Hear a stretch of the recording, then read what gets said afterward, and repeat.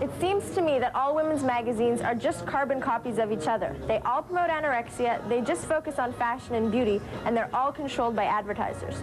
Well, we found out that if you surf the net, you can find tons of magazines that deal with real issues that these magazines would never have the guts to touch. One of the really fun things in this one here are the boob files. And these girls are just talking about their boob sizes and why it's okay to have really small ones or why it's okay to have really big ones. It's not something you would see in Cosmo because they're, you know, the perfect body image is, you know, your regular hourglass look. And so if you have little, you know, little tiny boobs, they're not going to talk about it in Cosmo. My breasts are the espresso to the double cappuccino boobs of the world. They may be little, but they pack a punch. So what types of magazines can you find on the internet that you can't find on the newsstands? You find stuff that you don't normally talk about in everyday life. The things that you probably talk about maybe with your friends, your very close friends, but not with your, you know, your mom maybe. There's a lot of, you know, girls, they call themselves girls, G-R-R-L-S. Where did that whole thing start before you go on? Why do they call themselves girls with the... It's the grrr. You know, I'm a woman, I'm roaring. It's the Grrrl magazine. This is a place that's sort of designed around women, but it's also pretty much for anyone who's getting on the internet. And it's just a really great place to go to sort of get an idea of what's out there. For example, search engines, women's resources page, cities, and if you want to travel, there's a wealth of information on the internet about going places.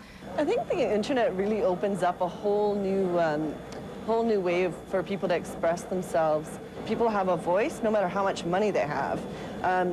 You can't put out a magazine for next to nothing like you can on the web. Do you think women are often ignored in terms of technology? I think that these kinds of magazines definitely tell you that women are on the web and they're there to stay.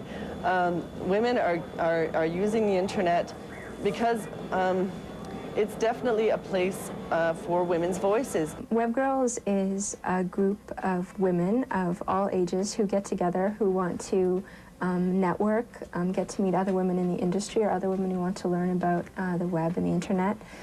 Basically is that we realize that a lot of women want to get on the internet, but either they don't know how or perhaps they might be intimidated by some of the stories they've heard. And what we're trying to do is promote to young girls and women that it is a really fun thing to do. Fat, so?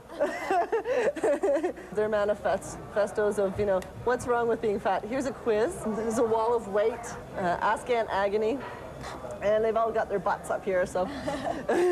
Brillo talks about tampons and how to, you know, that you should be using economically correct tampons like non-bleached products, which don't look the shiny white that Tampax sells. And advertisers, you know, they want you to buy Tampax, which is bleached. There are people who are thinking about this stuff, maybe in their early 20s or in their teens, and they're not 40-year-old women who are writing for what they deem correct for a teen audience. This one's called Nerd Girl. It says, have you ever been told you're too smart, too loud, too opinionated, too tall, too short, too fat, too thin, too brash, too shy, too sexy, too plain, too bitchy? Come inside, we've got to talk. I actually brought my Nerd Girl glasses with me to show you. This side here is because I'm a cool techno chick. This side here is because I am a geek and I love technology.